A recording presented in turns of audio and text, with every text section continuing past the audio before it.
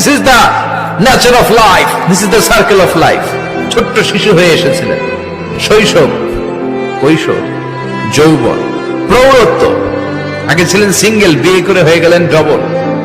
এরপরে আল্লাহ আপনাকে একটা মেয়ে দিল, এরপরে মেয়েকে বিয়ে দিয়ে শ্বশুর হলেন, এরপরে ওই মেয়ের ঘরে সন্তান হতে নানা হলেন। আর কতদিন? অনেক দিন হলো তো, অনেক লম্বা সময় পেয়েছেন আপনি। Think about that.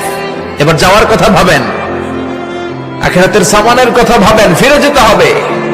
কি শক্তিশালী যুবক! বার্ধক্য চলে আসলে লাঠি ছাড়া চলতে পারে না। কুচকুচে কালো দাড়ি সাদা হয়ে যায়, দাড়ির শুভ্রতা, বয়সের ভার, রং ধরা যৌবন জং ধরে শেষ, ঠিক কিনা?